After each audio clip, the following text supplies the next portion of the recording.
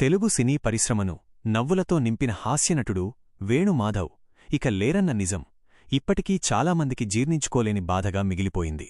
ఆయన మరణానంతరం బయటకు వచ్చిన విషయాలు, ముఖ్యంగా ఆయన భార్య చేసిన వ్యాఖ్యలు అందరి మనసులను కదిలిస్తున్నాయి.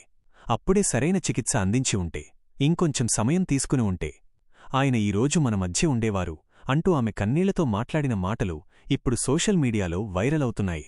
ఒక నటుడిగా మాత్రమే కాకుండా ఒక భర్తగా, ఒక కుటుంబ సభ్యుడిగా వేణుమాధవ్ ఎంత ముఖ్యమైన వ్యక్తో ఈ మాటలతో మరోసారి అర్థమవుతోంది. వేణుమాధవ్ ఆరోగ్య సమస్యలతో చాలా కాలంగా పోరాడుతున్న విషయం దగ్గర వాళ్లకే తెలిసింది. బయట నవ్వులు పంచుతూ కనిపించినా లోపల ఆయన ఎదుర్కొన్న బాధలు చాలామందికి తెలియవు. భార్య చెప్పిన ప్రకారం చివరి రోజుల్లో ఆయన శారీరకంగా, మానసికంగా చాలా అలసిపోయారు.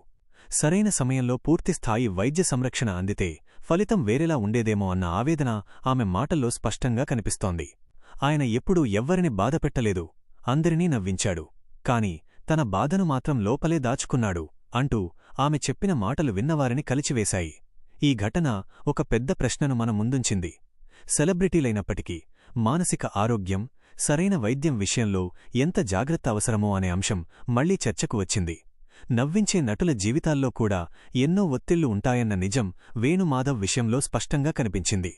ఆయన మరణం తర్వాత సినీ ప్రముఖులు కూడా స్పందిస్తూ ఆయనను ఇంకా బాగా చూసుకోవాల్సింది అన్న భావన వ్యక్తం చేశారు.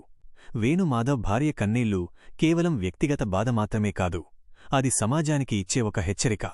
ఆరోగ్య సమస్యలను నిర్లక్ష్యం చేయకూడదు, సమయానికి వైద్యసాయం తీసుకోవాలి, మానసిక ఒత్తిడిని ఒంటరిగా భరించకూడదు అనే సందేశాన్ని ఈ ఘటన ఇస్తోంది.